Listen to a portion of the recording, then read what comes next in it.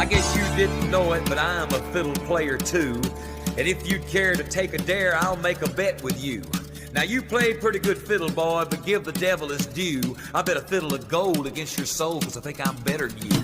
The boy said, my name's Johnny, and it might be a sin, but I'll take your bet and you're gonna regret, cause I'm the best as ever been.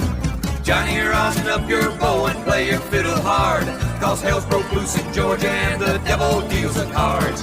And if you win, you get this shiny fiddle made of gold, but if you lose, the devil gets your soul.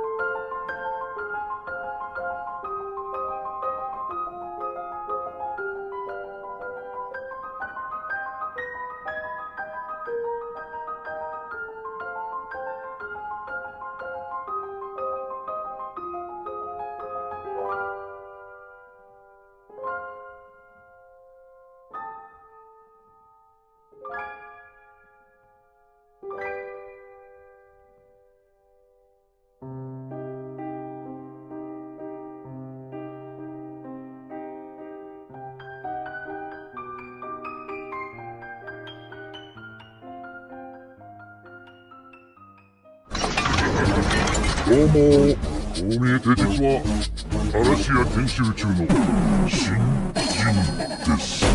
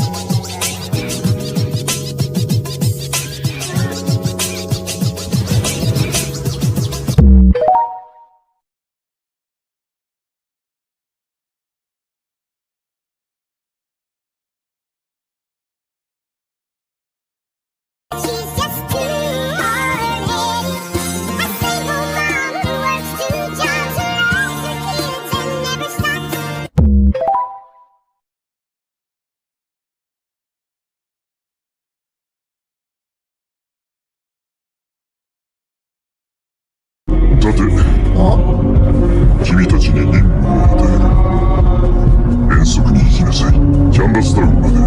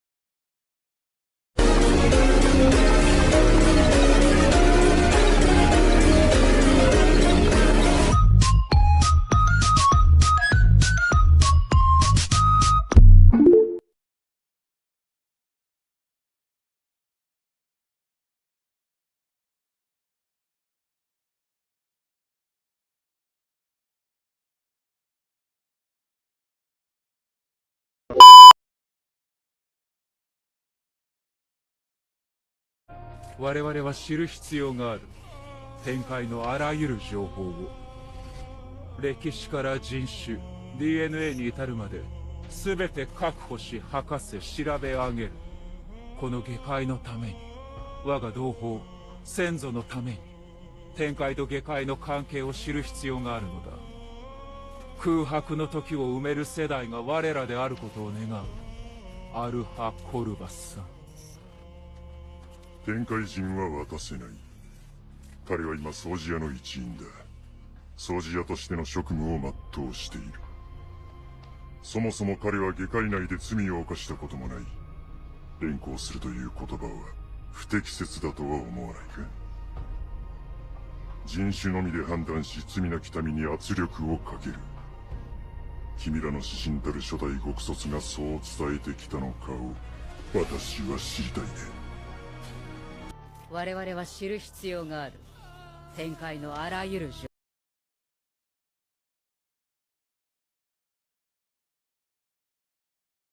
嵐をおびき寄せてるみたいじゃないか。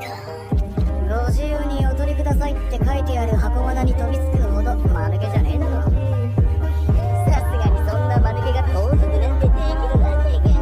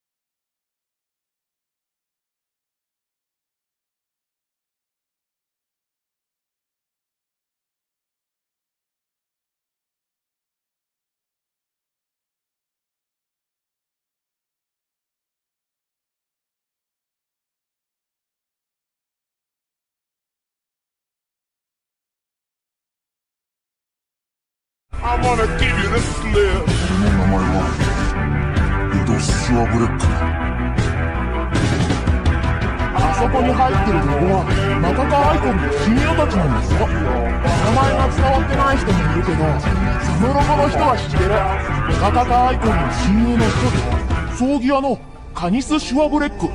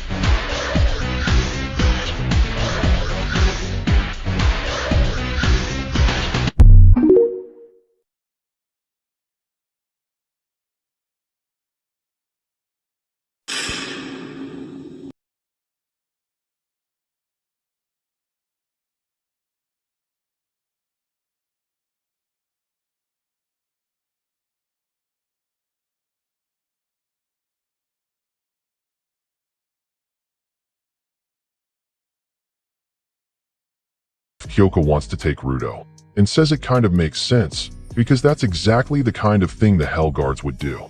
Zanka clearly looks annoyed, and he tells Corvus that he's thinking about Rudo. He's referring to Rudo's desire to learn how to reach the sphere and where to find Amo, because if the cleaners try to do that by themselves, he speculates it will take too long to locate what Rudo is chasing after, so he thinks they need to talk to the information broker. That surprises Corvus, and Aisha as well.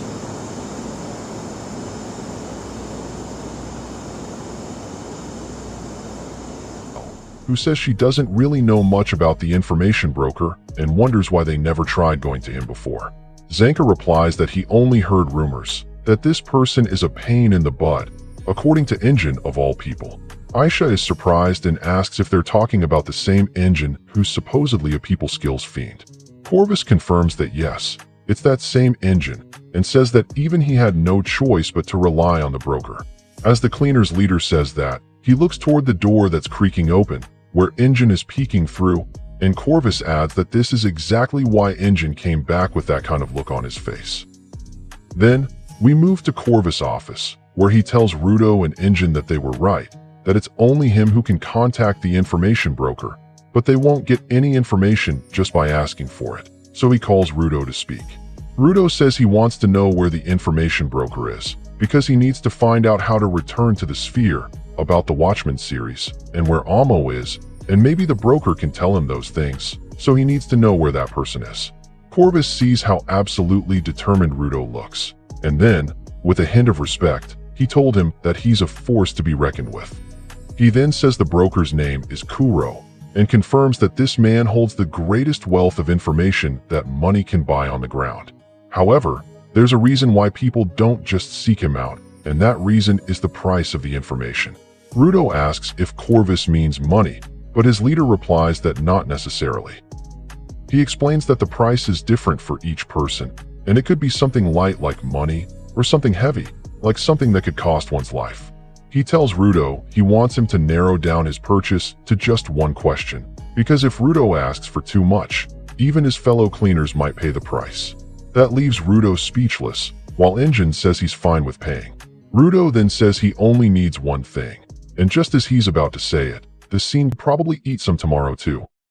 In the next scene, the cleaners went on a trip, and Engine said that Corvus had spoken to Kuro the information broker, and miraculously, they were provided with detailed directions on where to find him. If Gris and Follow were wondering why he brought them along, it was because it would take 2 days by car to reach Kuro, so he said it was basically at the edge of the world, and he said that while laughing awkwardly. He added that they'd die if they didn't drive in shifts, and because of that, Gris reminded him that it was his idea to bring Rudo to the information broker, so he should stop complaining, and he apologized. Then he suggested to Engine that he get some rest to calm down, but Engine pointed behind him, and he immediately noticed. What Engine was pointing at was Fu, whose wide eyes were wandering around. Gris then quietly asked Engine if he thought it was a bad idea to bring along an X-Raider, and Engine said he was keeping an eye on Fu to see what he might try to do.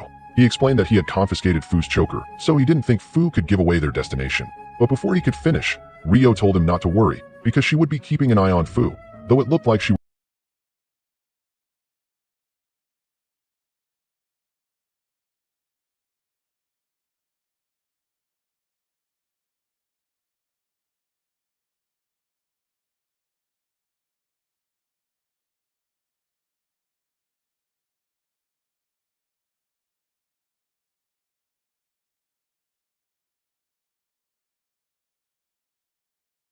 was trying to convince herself.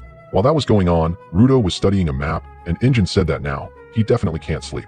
Rudo replied that he was checking the location of the information broker and noted that there was a no man's land nearby. Specifically, it was Tori, the jungle no man's land. And Rudo couldn't help but wonder if they were about to end up cleaning up trash beasts all over again. Follow pointed out that even though it might seem close, reaching that place actually meant taking a ridiculously long highway.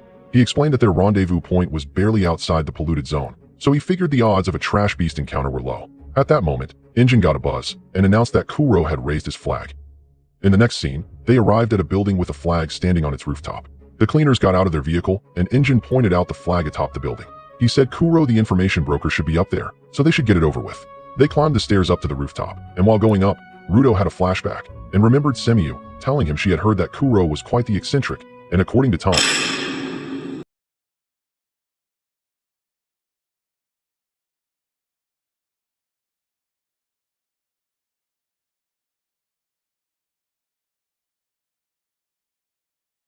visibly nervous, repeatedly practicing what he would say to Kuro, asking where to find the person who made the chokers. When they reached the rooftop door, Engine let him go ahead and open it. As Rudo opened the door, they were greeted by a couch at the other end of the rooftop, and sitting there was a man. Rudo's heart was pounding from nerves, and at that moment, Kuro stood and welcomed them to his office, saying he had been expecting them. He said he had waited so long that the fat had settled into his belly. Rudo and Rio were clearly stunned to see him, and Rio said it wasn't what she had expected at all. Kuro then said that the fat had always been there, while Rudo still found it hard to believe that the guy standing in front of him was actually Kuro, the infamous information broker. Kuro then whistled loudly, and struck a pose like he had just bowled a perfect strike. He then called out each of the cleaners by name, including the X-Raider, Fu. He laughed as he said their names, and remarked that come to think of it, didn't Rudo help out with the mural in Canvas Town? That's why he figured Rudo was starting to grasp how things worked on the ground. Rudo was shocked that Kuro knew all of that, and the broker added that Remlin must be really happy, then asked if Rudo had received anything as thanks. Rudo was confused by that, while Kuro went on to explain that Rudo's friend had told him he'd be sent something as a token of gratitude. What Kuro said left Rudo utterly confused. He didn't know how to respond. And Follow brought it up while Rio mentioned that Kuro seemed to know a lot about them, which made her ask if he was a giver. Gris replied that Kuro didn't seem to use any powers, while Engine seemed annoyed that the information broker had mentioned his real name again. Rudo then asked if Kuro really knew everything, and Kuro said that he just put in the effort to know what he knows, and that he wasn't so arrogant as to demand omniscience, and he just wanted to stay within that general vicinity. So if someone wanted to buy his products, they needed to put in effort, and that applied to Rudo as well, whom he then asked what he wanted to buy. Rudo mentally locked in his answer to that heavy question, while Rio whispered that she wanted to ask why Kuro didn't put his fingers into his gloves.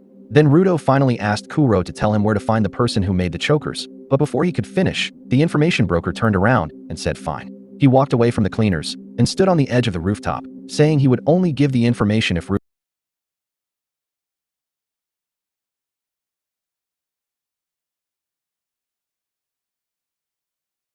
Rudo could catch him. The cleaners were shocked by what Kuro said, and then he jumped off the ledge. Rudo shouted for him to watch out, and when he looked over the edge, he saw that Kuro had landed safely, saying it was time to begin their extreme game of tag. Rudo was completely stunned by the price Kuro gave for the information he requested, and the information broker grinned, as if he had something planned for the cleaners. He prepared to escape down the long highway, and based on Injin's reaction, it seemed like he already knew what was coming. Injin explained that the price Kuro was asking for was a game of tag on the highway, and Kuro would be the one completing that sentence for him. After saying that, Kuro whistled, as if calling for something. Right at that moment, some creatures arrived, and the sound of their hooves echoed loudly. These beasts looked like horses with a slight mix of seahorse features. They brought a chariot in front of Kuro, who remarked that Rudo had probably never seen anything like it. He said the beasts were called ground horses, mutated horses that had changed. Cleaners were shocked, and he asked them if they could even catch up to him before whatever was coming arrived. Then Kuro took off, riding the chariot pulled by the ground horses. He quickly got far ahead of the cleaners, and Rudo watched it all unfold, clearly unable to believe what he was seeing. The cleaners quickly jumped into their vehicle, and Rudo said Kuro was just playing with them. Ryo noted that the highway ran through a polluted. Rudo also mentioned that Kuro had warned them someone was coming. Meanwhile, Injin chimed in, complaining that these Trashafrasin flags just kept popping up one after another. Then Injin called out to Gris and told him it was time for some serious driving.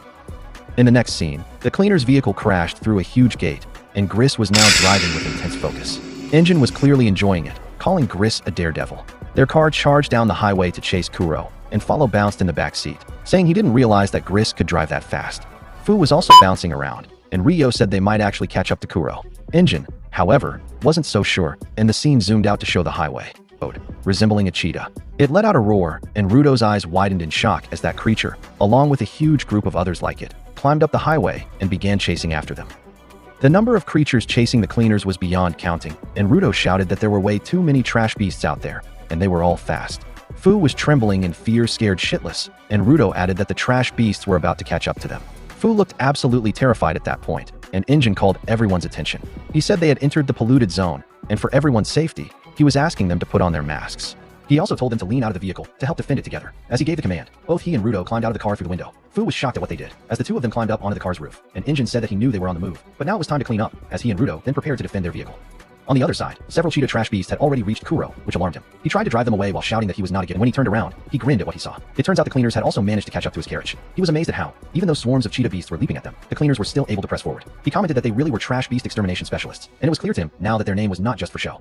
Amidst the mass of beasts, Injin pulled out his unbreaker, and with a single swing of his jinky, he blasted away all the cheetah beasts trying to swarm their car. Kuro, watching this, asked if he's right, while referring to them as his dear cleaners. However, despite the countless beasts Injin had sent flying, an unending swarm of cheetahs continued to chase them. While some beasts were still airborne from Injin's attack, one trash beast managed to reach the side of their vehicle. It brought its head close and opened its mouth to try biting into the left door, but before it could, Ryo effortlessly beheaded it with her jinky. She then began calling to the aberrant beast in the same playful tone one would typically use to call a cat. As they approached, she gracefully slashed them apart, looking like she was breakdancing with her ripper. The trash beasts' bodies were shredded and collapsed to the ground. Kuro was amazed watching them. Positioned at the rear portion of the car's roof, Rudo peeked at his teammates on the roof, and with their help, he thought to himself that even after all that, they still have to help him pay the price. He then declared in his mind that he would end this fight right now. He said he had gotten something from Remlin back in Canvas usable. He pulled out the pen and immediately channeled his power through it, saying, well, now he was going to use it.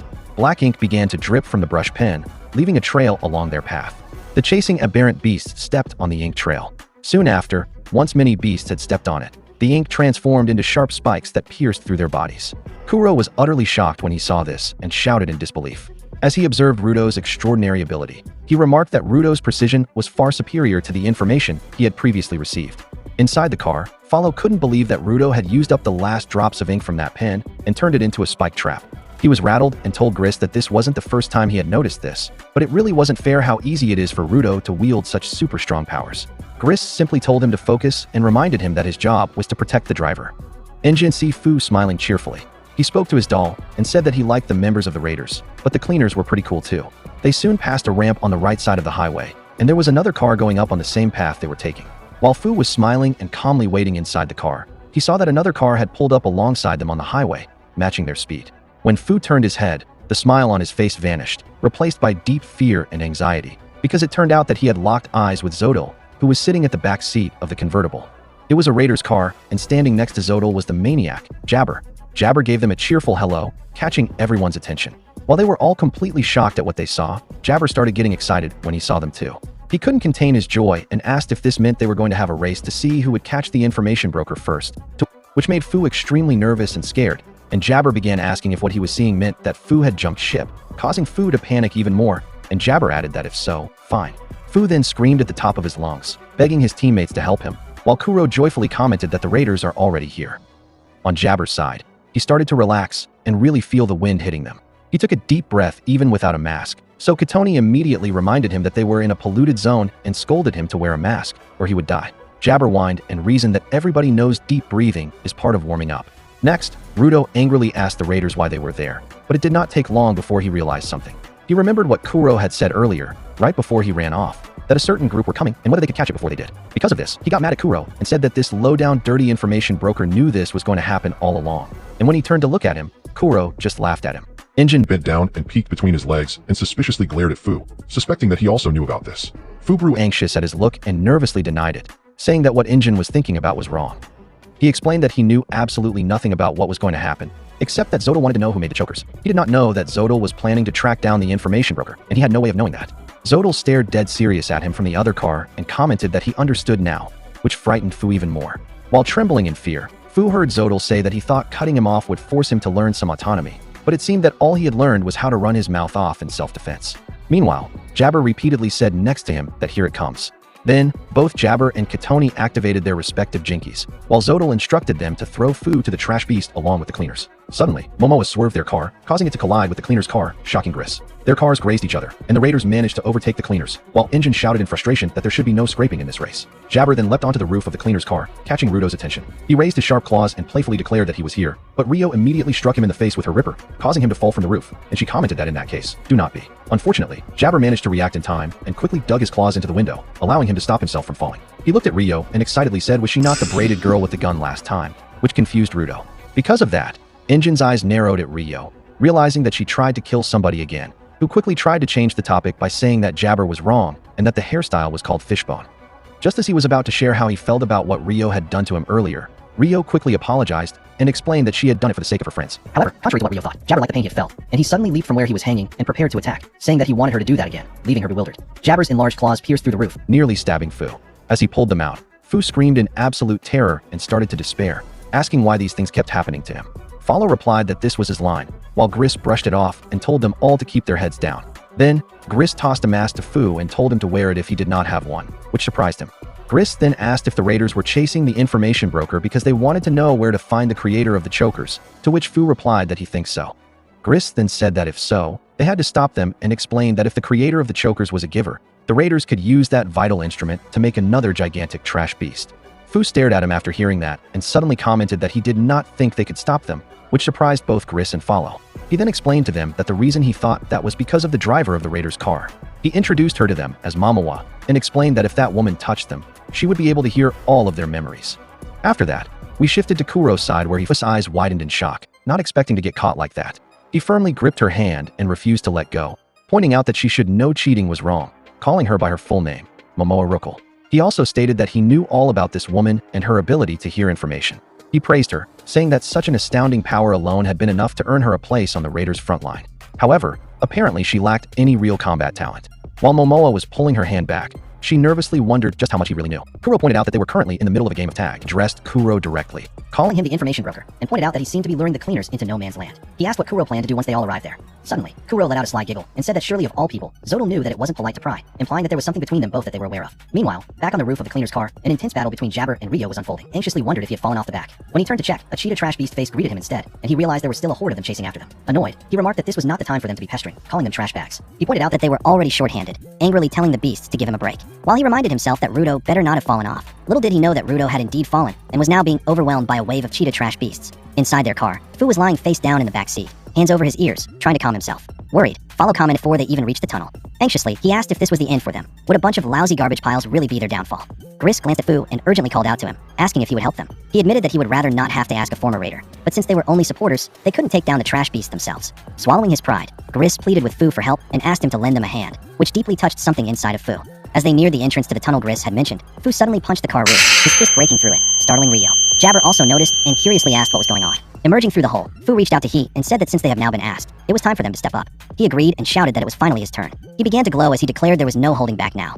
Fu then transformed, seemingly possessed by his doll, and as he opened his jacket and struck a pose, he shouted that he was going to give those monsters hell, and it was he time. While this was happening, Fu's words about why he always relies on others for orders were briefly echoed to us. He explained that he never wanted to take responsibility again. That was why he lived his life solely by following the orders of others. Because that way, the responsibility would fall on someone else, and he would not get hurt. After that, we returned to the present, where he let out a loud shout that caught Jabber's attention. Excited, Jabber asked if he was really ready to throw down now, calling him Fu. But he questioned this and told him to try again. Wearing a wide grin from ear to ear, he pointed at himself and declared that he was the cursed doll he, shouting it so loudly that his voice echoed through the tunnel as the horde of aberrant beasts continued to chase them. Rio and Injin were confused when they heard what he was saying, while Jabber seemed to recall something when he heard that name. Jabber informed them that Fu and that cursed doll had an ability where the doll's personality could take over Fu's body. After explaining that, he asked directly if he was right that was the story they told people. He questioned the phrasing of it being called a story and told him to think again. He pointed out that it was their pact, which made Jabber listen to him more seriously. He explained to them that when Fu had no one giving him orders and when he wanted to fight, Fu's body would become his. Inside the car, the two supporters were utterly shocked and could not believe that wimpy little Fu had just torn open the ceiling with his bare hands. Back on the roof, he told Jabber that they had received their orders from the cleaners, sophing a hand to their enemies. This gave Jabber an intense thrill, and he bit his lip in excitement.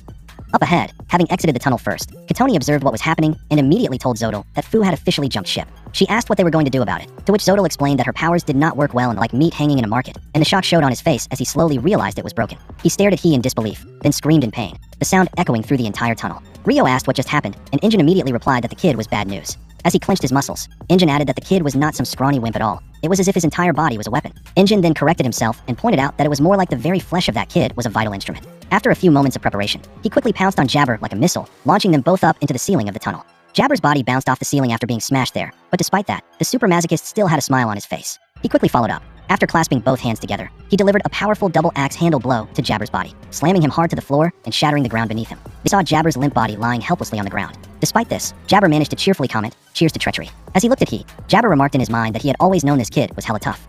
After unleashing an incredibly powerful attack, Fu successfully landed on his feet. From their vehicle, Rio peeked out and was impressed that Fu managed to kick Jabber and the trash beast's butts in just 2 seconds. She wondered, if she ever had to fight him, how could she possibly, and looked down at Jabber's battered body lying on the ground. Despite the damage, Jabber was still grinning. He raised his hand and made a circular shape with his fingers, like a telescope, to look at Fu. He said that pure strength was his favorite thing in the world, but the one strength that really had them at its mercy wouldn't even fit the concept of strength. He grinned and Jabber was shocked to find himself among the targets. Katoni told him to just deal with it. She added that anyone who betrays Zodal must pay, and she would make sure Fu paid for it. While the two exchanged words, Rudo suddenly burst out of the manhole, riding on top of a trash beast. Katoni noticed too late and was left speechless. Just as the beasts were attacking his allies, Rudo appeared, using the beast like a motorcycle. He even had handlebars to grip onto. His entrance was so wild and unexpected that everyone was left in awe. Injin's eyes went wide, asking why he came through the warp hole and why he was riding a trash beast. Rudo explained that he'd been trampled by trash beasts earlier, and when he spotted Katoni's manhole ahead of the herd, he jumped in. He figured it would either take him to the raiders or back to their side, and it turned out he was right. Injin was impressed by the move, while Katoni was furious with the spherite. She thought to herself how annoying Rudo's quirk was, ruin everything.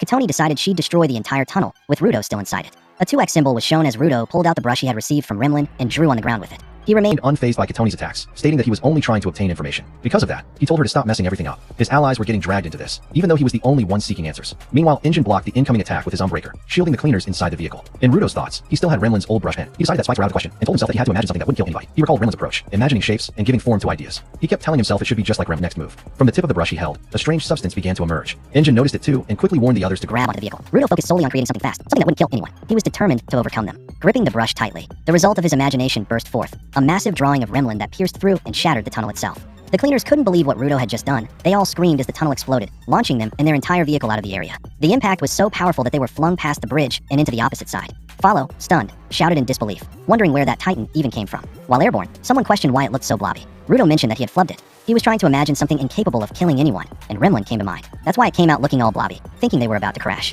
Their vehicle exploded upon impact with the ground, but thankfully, Injin managed to rescue everyone just in time. Floating with the help of his umbrella, Injin held on tight while Rudo, Rio, Follow, and Gris clung to him. He grunted that they were incredibly heavy. Moments later, they landed safely on the bridge, scratched his head, saying he had really hoped they wouldn't end up in Tori, the jungle no man's land. Rudo couldn't believe it, that this place was a no man's land. Injin reminded him of the no man's land Rudo had landed in when he first fell to the ground. Rudo asked if he was referring to the place where there were eyeless trash beasts that responded only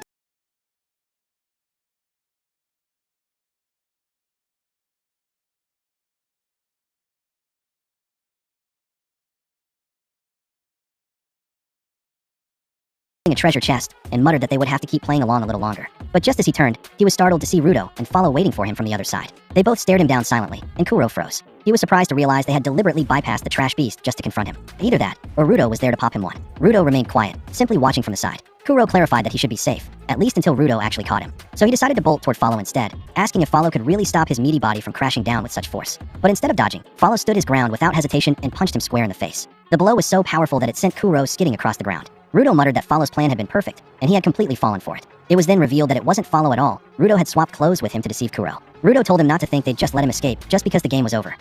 Then we shift to Gris, who was running while carrying Rio out of No Man's Land. Once outside, into the soul. The information broker had already accepted that Rudo had caught him and realized that he had swapped all his gear with Follow's. Rudo then asked if this meant he had officially caught Kuro, and he added that once they made it out of No Man's Land, Kuro would give him the information, and as he said that, his hands were shaking. He also said he wanted Kuro to say something to Rio because Kuro was the reason she got hurt, and at that moment, Kuro noticed something about him. Kuro asked where Rudo's watchman gloves were, so Rudo realized that he should have known better than to remove his 3R, even for a second, because his hands would He suffer. immediately looked over to Follow and recalled what Zodal had told him about the Watchmen series. That if the person who possessed those items was fulfilled and had everything they needed as a human being, then their thoughts would generate a powerful anima, one so strong it could drive someone insane. And that energy would permeate the user, one by one. And that was exactly what was happening to Follow. He was completely out of breath and didn't understand what was happening to him. He looked at Rudo's gloves and asked what was going on, because it felt like something was eating away at his mind.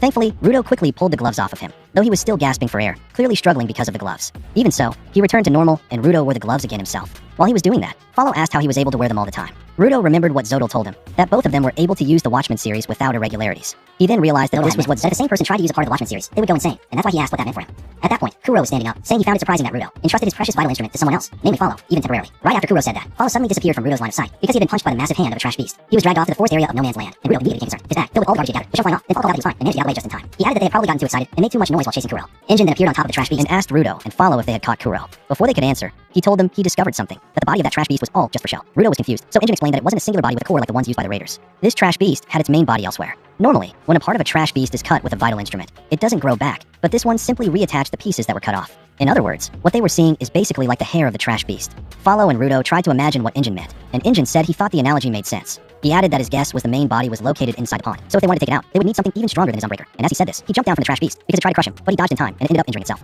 Once Injin was down, Rudo asked Follow for his bag, but Follow handed him a small treasure chest, telling him he could use it. Rudo was surprised that Kuro was letting him use it, especially since it was the item Kuro had pulled from inside the trash beast, and Kuro said that was exactly what he had been aiming for all along. He mentioned that the item was quite the antique, something he had expended long days of his life to pay for the object inside. However, the box wouldn't open, and he remarked that maybe it was broken, and wondered how Rudo planned to open a box that is broken. That was when Rudo realized why Kuro needed him. He asked Rudo if he thought he could reuse broken tools. Was the Watchmen series symbol. From Zodal's position up in a tree in the forest, he was watching Kuro, Rudo, and Follow. He realized that the small treasure box Rudo was holding was what the broker was after. While watching the three of them and Injin's battle against the trash beast, Zodal pointed out that the box was stolen from the monster, yet the beast wasn't reacting to it. Not only that, but the beast also didn't react when Rudo held the box, so based on how it was moving, he figured the trash beast was simply trying to kill anyone getting its attention. That made him wonder what exactly the trash beast was guarding, if it wasn't the box.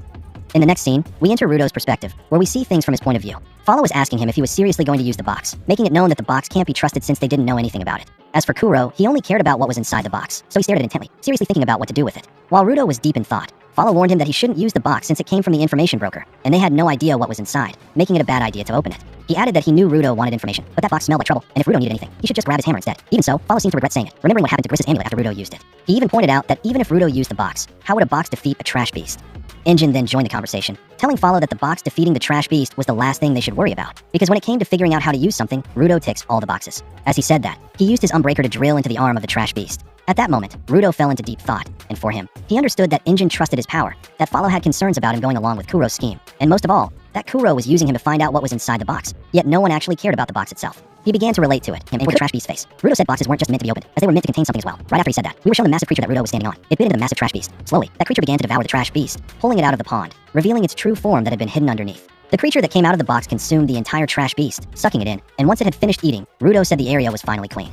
Rudo had no difficulty defeating the trash beast in Tori No Man's Land, and Kuro looked completely stunned at what he saw. Rudo climbed down from the creature that had emerged from the box, and gave the information broker a sharp look. Kuro told Rudo that he had hoped he could at least stall the trash beast, but he was surprised and asked if that was what was inside, and Kuro said the box contained a letter from Rudo's ancestor, Canis Cerebrek, the Undertaker. It was Canis' last will and testament, which shocked Rudo to his core, as he could not believe the box he had just used held the will of his ancestor.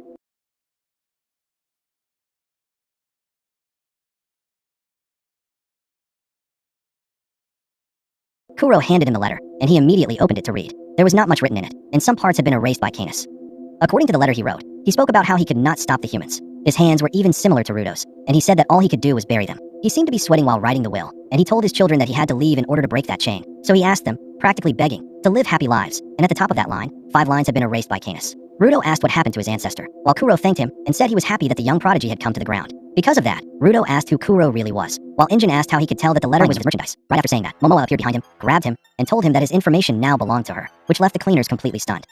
Follow was completely shocked when he saw Momoa suddenly appear and touched Kuro from behind. He immediately told Injok, because out of all times, Zodal had to appear now, looking fully prepared to take them all on by himself. Zodal fearlessly confronted Injin, Rudo, Follow, and the box creature, and at that moment, he activated his vital instrument. Rudo's eyes widened in disbelief, stunned by Zodal's transformation. It was a bold and menacing transformation, and the name of Zodal's vital instrument is Mishra. Injin used his Umbreaker as a shield to protect himself, Rudo, and Follow. Momoa seemed to have gone too far in bathing in Kuro's world, as she was nearly drowning in the rush of memories, seemingly overwhelmed by the sheer amount of them. She couldn't believe how many memories Kuro had, because information broker or not, no ordinary person could have that many. She began to wonder just whose memories these were, especially since people called Kuro by different names, such as Bob, Amelia, and Boss. Then she came across a memory where Kuro told someone not to leave. That someone was a man wearing a Watchman series uniform, none other than Canis. Kuro looked deeply into Momoa's eyes, who was visibly confused, and Momoa asked how long the information broker had been alive.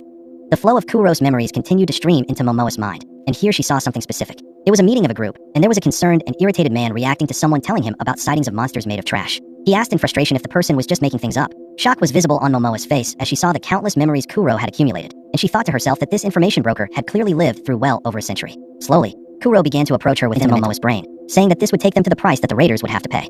He said that they would pay with a freeze, caused by brain overload. Back in the physical world, Momoa began to feel a strong electric shock that made her scream, her body convulsing and her jinky buzzing loudly. This caught Zodal's attention, and he turned toward her, seeing her losing consciousness after touching Kuro. Rudo also noticed it, and was surprised, wondering what had just happened. Momoa after getting out of No Man's Land. But he added that they left shortly after, taking one of the tips he gave them about Amo's location, and that they were now on a mission to rescue her from their mission with the information broker. Tamsi and Rudo exchanged glances, and he greeted them with a soft smile. He commented that they were back earlier than he expected, to which Rudo agreed, and explained that the South Branch had gave them a ride back. Tamsi said that made sense and expressed how glad he was to see most of them still full of spirit, except for Rio, of course. Rudo then asked why he suddenly decided to come along with them, and Tamsi replied that it was to fill in Rio's place. Besides, he thought having another familiar face around might help Amo feel better, where Amo was being kept. Injin pointed out that the cellar was practically next door to the town where they had been shopping the day before. He also mentioned that Amo had completely lost herself when she took those Watchman shoes for just half a second, so he doubted she had come all the way here from the Rudo then told him that Kuro referred to this location as the place where Amo was being kept, which made Injin realize and confirm something about the case. He explained that after they parted ways with Amo, someone kidnapped her, cellar first. He stepped up to the entrance and suggested that the person who took Amo might still be down there, and that the group must be exhausted after their trip to No Man's Land. However, Rudo wouldn't allow it, and said he would go first. If it was just one person who kidnapped her, he said he only needed to punch them. They were met by a long staircase descending underground, and Rudo led the group as they began to head down. When they reached the bottom, Rudo's eyes widened at the sight of a large cell hidden beneath the cellar. He quickly approached and peered inside, and there, he saw Amo, chained up and visibly weakened from captivity. Their eyes met when he called out to her, and the shock and disbelief on his face was unmistakable. Tears welled up in Amo's eyes as she exclaimed that she always knew he would come for her. They didn't waste time opening the cell and freeing her from her restraints, all while expressing how awful it was that this happened to her. Tom noted that she hadn't been given anything but water for days, while Injin added that Aishio was on the way to help treat Rio, and pointed out that from here, the cleaner's base was closer. He worriedly wondered who could have done such a thing. He gave a disturbingly creepy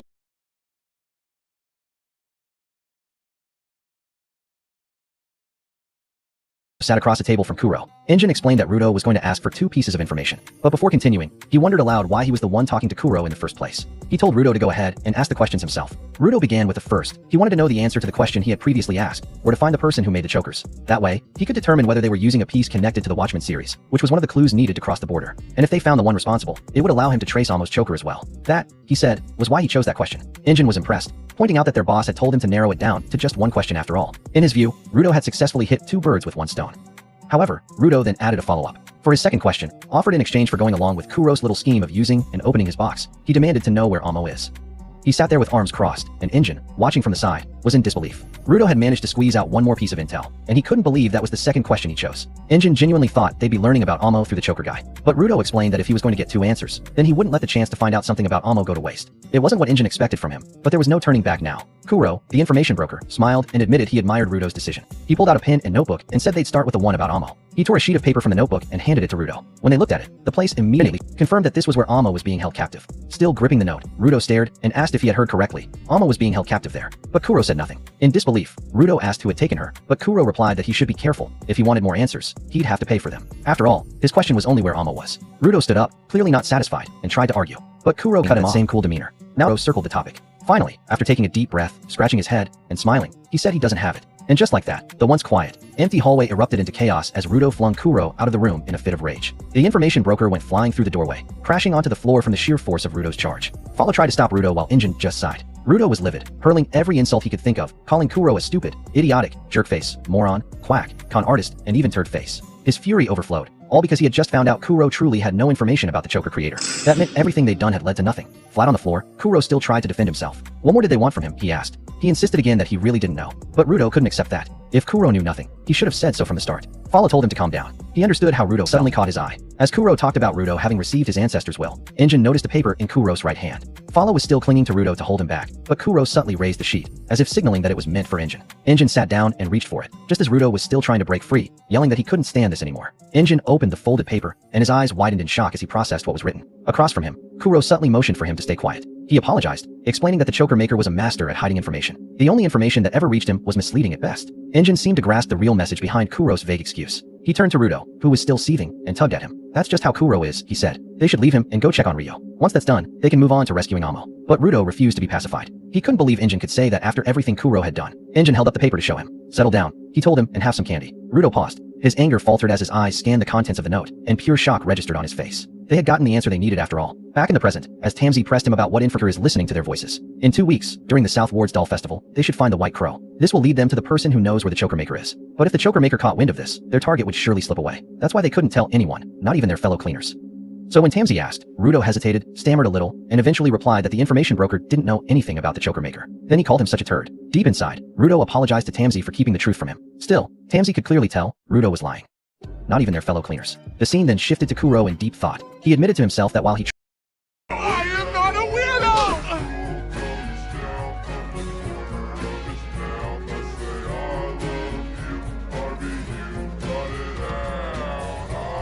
Maybe they're right. I'm not a weirdo.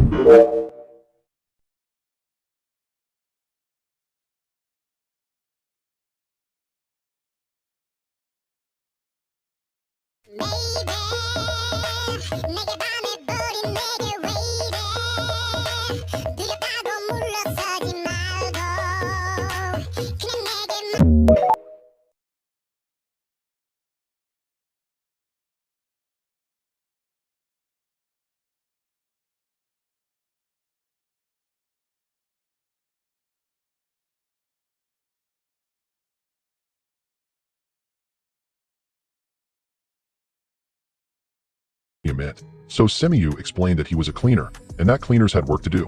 So did he even remember that? Rudo immediately turned away and, nervously, said that was something he couldn't explain.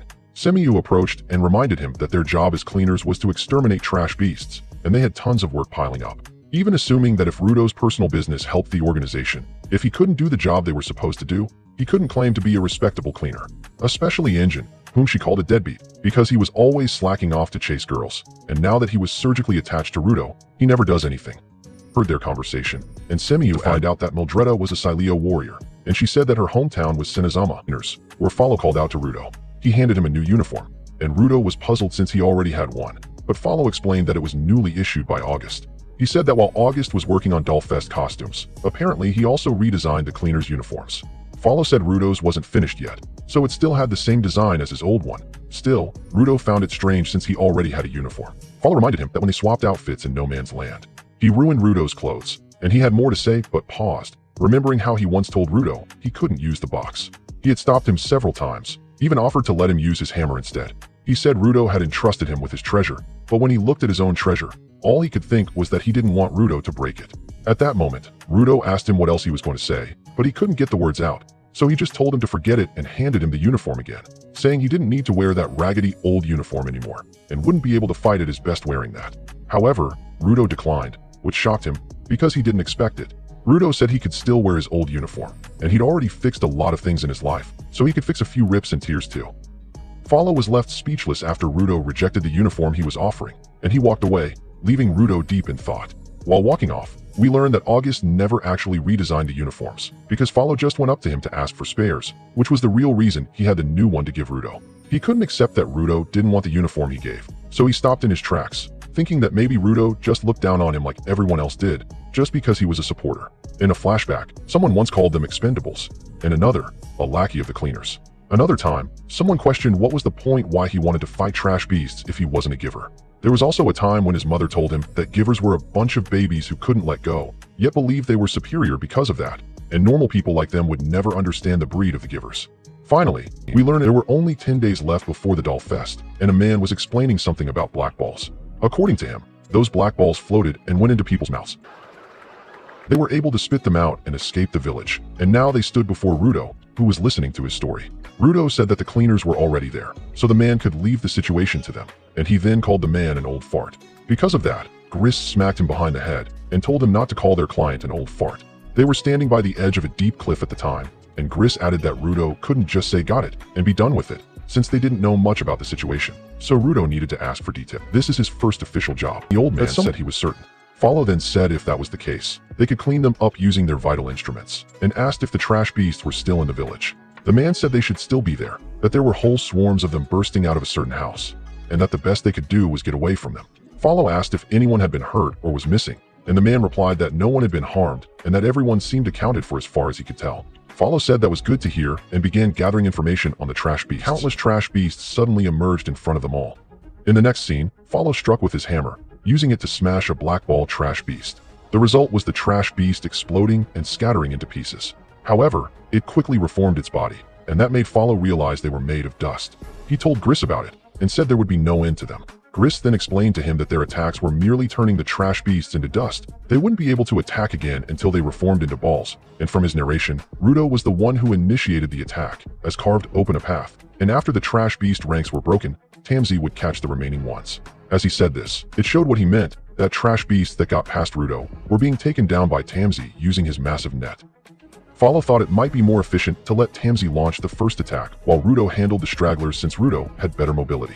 But it was Rudo's first job, and he had the power to charge ahead without anxiety, without distracting thoughts, and without second-guessing. Surprising Grist, but he was already focused and commented in his mind that all the trash beasts were entering and exiting through the small hut. And if you really think about it, their problem here was actually simple. He thought that the main body of their enemy was inside the hut. However, when he entered inside, he did not expect what greeted him. It was a chaotic space filled with broken objects. As he looked around, he wondered why it wasn't made of straw like it appeared from the outside, but was instead made of wood, and he also questioned why it seemed so piecemeal. Suddenly, the wooden floor he stepped on creaked, and when he looked down, it appeared to be slowly breaking apart on its own. Soon, a large hole emerged from it and began to rise. Follow's eyes widened at what he saw as he realized how stupid he was for not immediately understanding what the real main body of their trash beast enemy was. It turned out that the reason his eyes widened was because the hole in the floor had formed into the mouth of a monster, ready to eat him. As this happened, we shift back to outside the hut, where Rudo finally managed to hit the trash beast with his hair blower attack. Panting heavily, he yelled at it to stay down and that he didn't want to see anything like that again. But Tamsi told him he was sure they would see more, because that one also didn't seem to be the main body of their enemy. Rudo grew concerned and commented that if they had to keep fighting them over and over again, they would never be able to find the main body. From inside the hut, Follow eventually managed to forcefully get himself out, which caught Rudo's attention. His head was already bleeding, but despite that, he immediately informed Rudo that he had found the main body of the trash beast. It was the house itself, and that it was what controlled the dust. Grist became worried upon seeing his bleeding head. He added, while pointing to the main body, that once they destroyed it, they would finally be done cleaning up this place. However, Rudo and Tamsi didn't seem to react to what he said, causing him to pause. But it didn't take long before Tamsi walked up to him and thanked him for the help he gave. Now, he said, they didn't need to waste their lives playing around with dust anymore.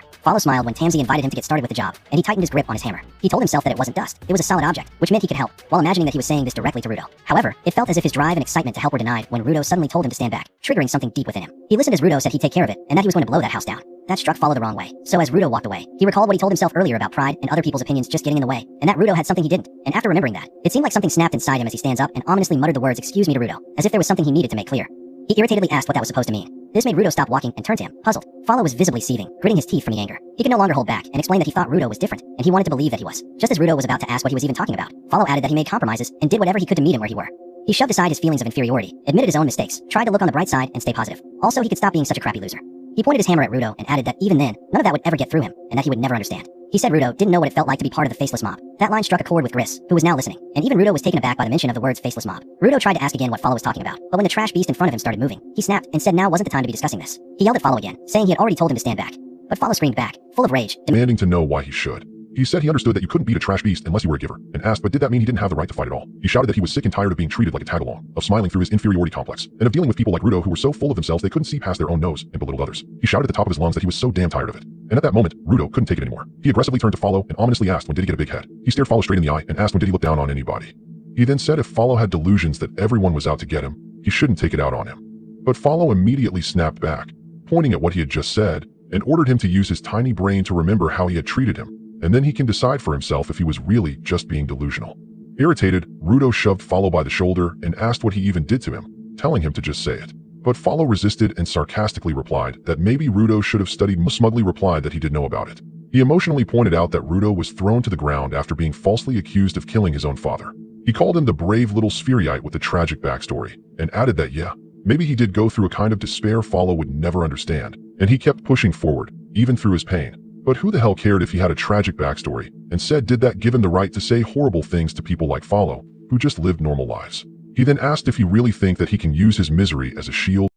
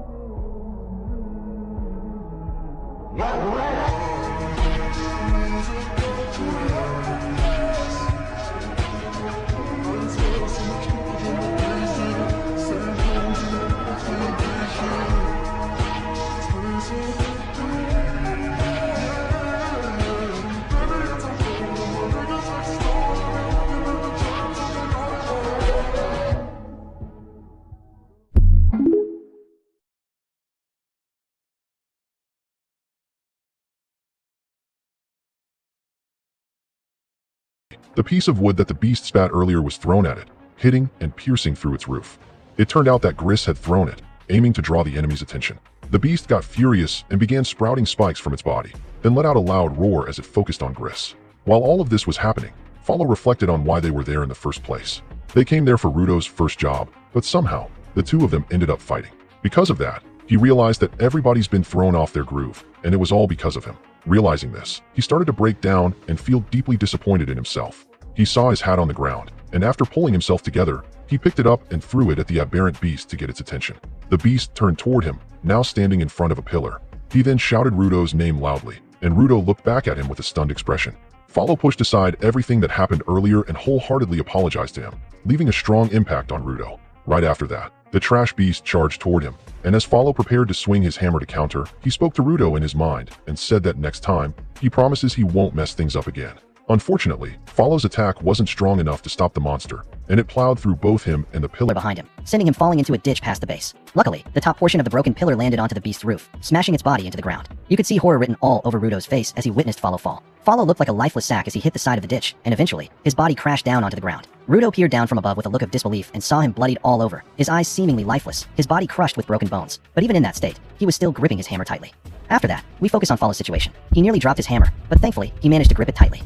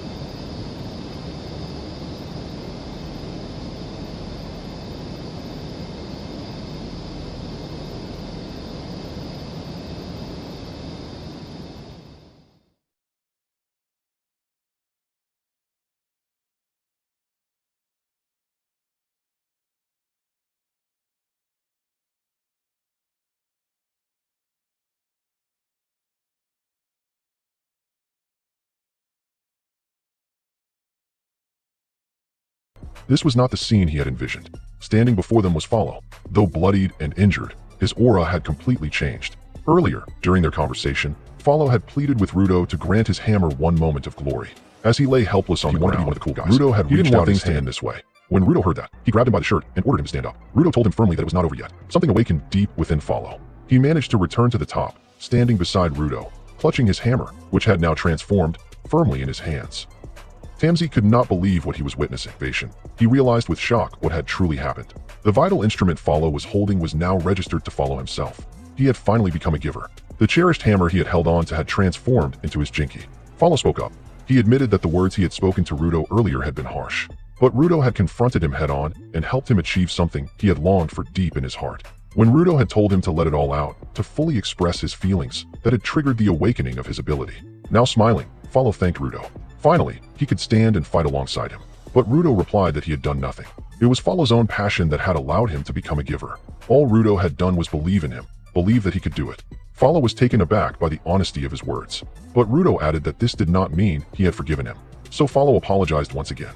Rudo quickly told him not to apologize now. They would talk about that after they were done kicking the trash beast in front of them. And Follow agreed with him. From a distance, Gris spotted them and was amazed to see Follow's transformed hammer. He could not believe Follow had finally become a giver. However, Tom was worried about him. Seeing how bloodied he was, she feared his injuries were serious. Meanwhile, Tam Trash Beast I accidentally killed Kane. Holy shit.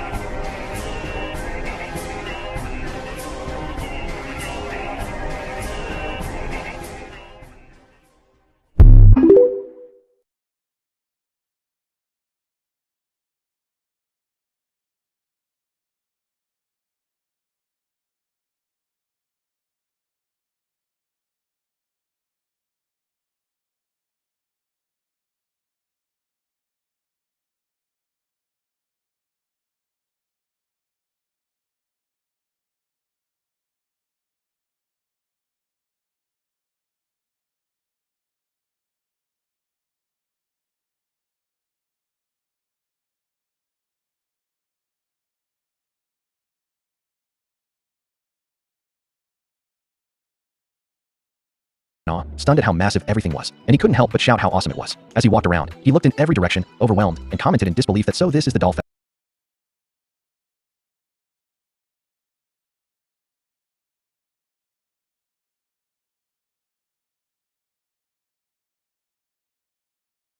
Right after that, the location of the event was briefly shown. They were in the south ward of Shumina City, also known as Andio, and there was a summit in the area being pointed out. Rudo and company were positioned at the base of it. As they walked, August told them that of course, if they wanted to experience the real festival, they had to climb all the way to the summit. However, he added, there were Tutli admitted she couldn't quite pull it off, which irritated Zanka. With a straight face, Rudo asked if she was trying to say the phrase physically present, but psychologically absent, which caused Zanka to burst in frustration, making Rio laugh even more. While the three were having a random stranger who appeared out of nowhere, and asked if that was the case, why did he even care about him to begin with? We then returned to the present, where Injin was still deep in thought about it. Rudo noticed how serious he looked, and before long, made a decision. He suddenly called out to Zanka and Rio, catching their attention, and once they turned around, he used their mutual understanding of silent conversation to ask if he had told them there was a reason why they came to the festival. Zanka and Rio were momentarily caught off guard. Rudo and the group wandered around, and Rio saw a hilariously ridiculous mask that caught her eye. She got everyone's attention just to point out that the stalls here were selling such stupid-looking masks. Zanka scolded her, saying she was too easily distracted, but Rio didn't care and even pointed out that Zanka looked like one of those stupid masks, irritating him even more. Meanwhile, Rudo was scanning the area non-stop, hoping to catch sight of the white crow, while Injin joined in the teasing. Calling Zanka Little Zanzan, he joked that it was his big brother who'd be buying the mask, causing Zanka to shout no way and demand they keep that mask far away from his face. Unfortunately, the cash register at the stall had already rung, and Injin playfully said it was too late. He already bought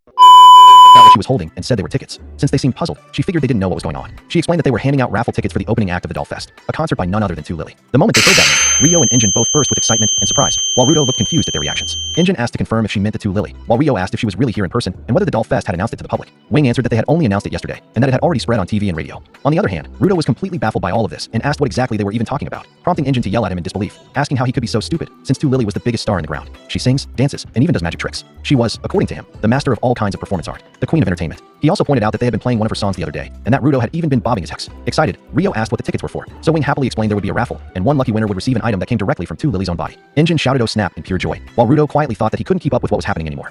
The three of them all drew a ticket, and when Rudo got his, Wing cheerfully told him he had pulled the last one. The box was now empty. After that, they began walking toward the main hall, as Wing explained that the opening ceremonies were about to begin, so they should get inside quickly. Rudo stared at her and commented that her energy was way too high. As he thought to himself that he felt like he was getting farther and farther from the White Crow, Rio was just overflowing with excitement about what was about to happen. Start of the performance. MC Mimo shouted that they were ready. It was time to start the doll festival. Rudo could feel the overwhelming excitement from everyone around him. And when Mimo announced the opening performance of the year, the Queen of Entertainment, 2 Lily, white, sparkling crows began to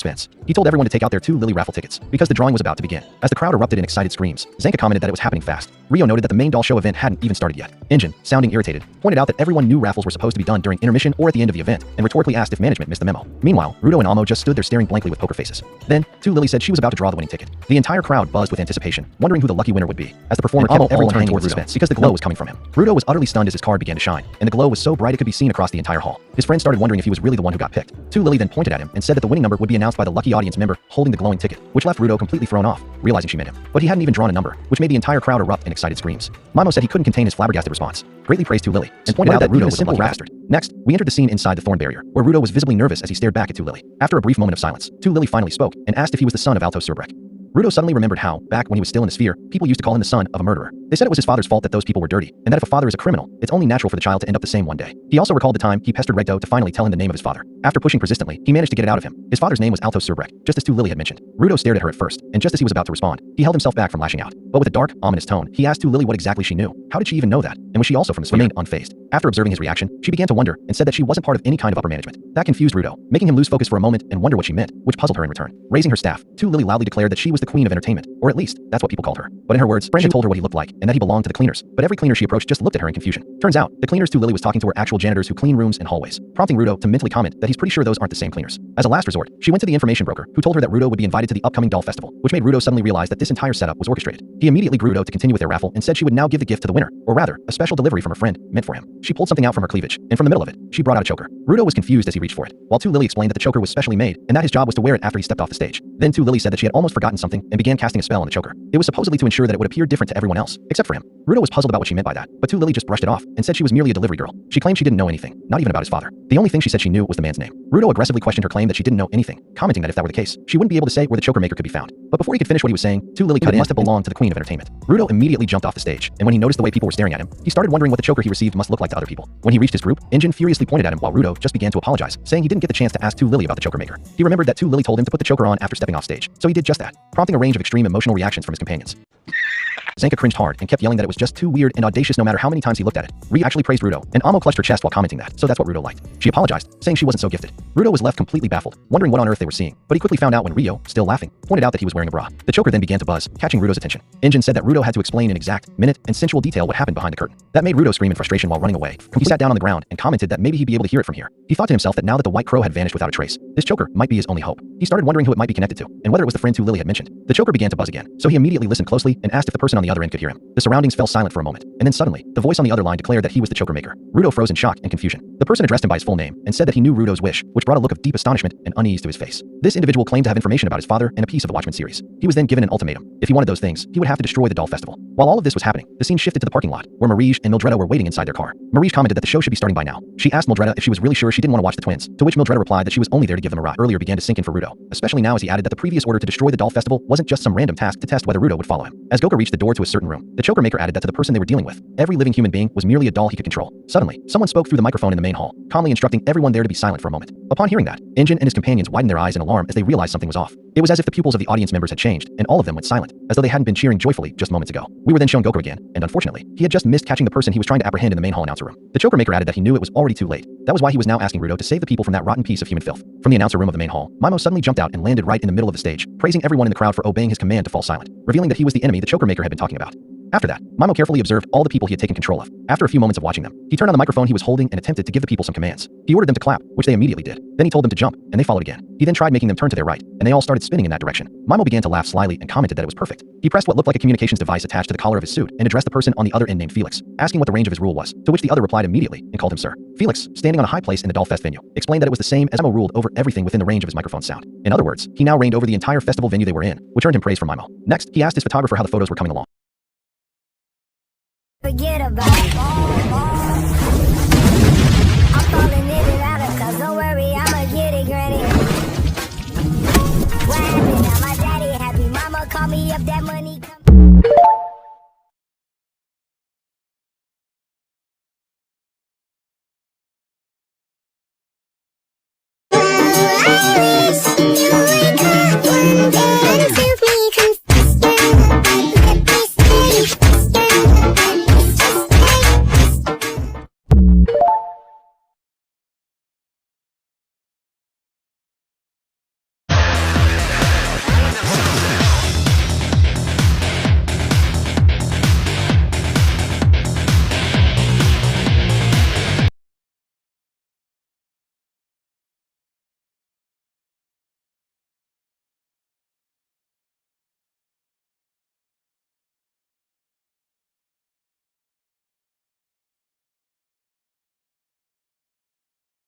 There.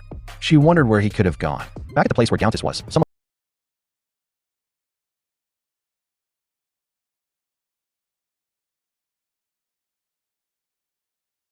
called his name. A voice spoke from the radio speaker, mentioning 20 years. It had taken that long for his chokers to fully replace the old communicators. The voice recalled that when he first met him, he was filled with ambition, desperate to climb higher in the world, until the day came when he decided to stop. He remarked that it was a smart decision to time his rebellion precisely at a moment when he was beyond the reach of his rule. Mimo had made sure that when the audience was turned into puppets, he would not be included among them. But that plan had backfired. A scene was then shown of Mimo asking Felix how far his dominion extended, and Felix replied that it was the same as the range of his normal ability. He ruled over everything within the reach of his microphone sound. In short, he had authority over the entire festival venue. Mimo had been pleased with that answer. However, Countess had never told him that the cleaners would be coming to the Dollfest. It must have taken considerable effort to hide that information from him. After all, Mimo had ordered him to report everything, every single piece of intel he gathered through the chokers. Now, Mimo began to wonder if Countess had developed a resistance to his commands after receiving so many. Countess finally spoke, telling him to cut the roundabout talk. He knew Mimo had come to ask a favor, hadn't he? All of Mimo's defenses had been defeated. The resistance against his rule had begun. Countess knew Mimo would eventually come to him once the tides of battle started to shift. Mimo always resorted to the same methods whenever he could no longer give commands. Countess knew he would use one of his weaknesses to threaten and coerce him into obedience. But now, Countess said, he no longer had any weaknesses. His family, his freedom, even his dignity, Mimo had taken all of it. He had stripped away everything from him. All of his weaknesses had already been exhausted, and now, Mimo's words no longer held any power over him. He declared that this wasn't a rebellion. This was revenge. He had already passed the baton to Rudo. He was free to kill him now if wanted, but his revenge would continue without interruption. The curtain would close on Mimo's rule, and he can drop dead along with it.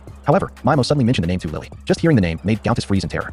Mimo said he understood that she was a long-time and beloved friend of his, the very first person he had gifted a choker to. With nothing left to say, Countess lowered his head. Mimo added that it must have taken tremendous effort to hide her from him. But the moment he saw Rudo and recognized the reward he'd received from Lily, he was convinced. And now, he said he had one final task he wanted him to carry out. One final job he wanted him to do for him. He knew how much pain he had endured just to protect Lily, and at those words, Countess could not stop himself from sweating in nervousness. A flashback appeared of his childhood. He had overheard people saying that he would never reach adulthood.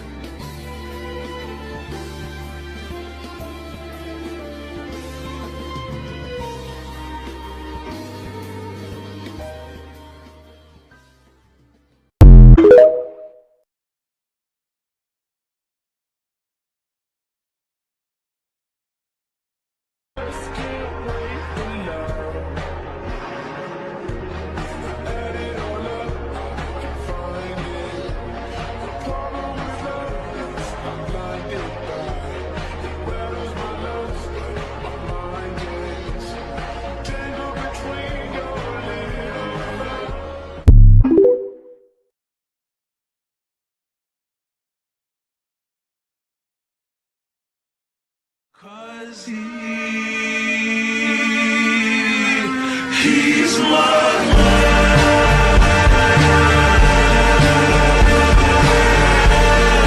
And I love him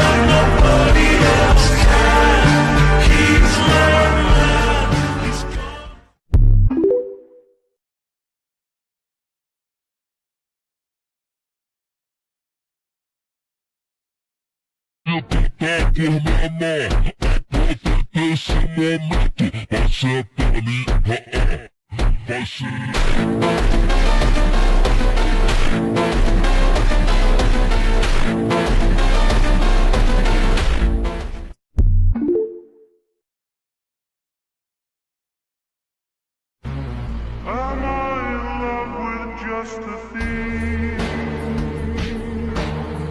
Or is Aisha just a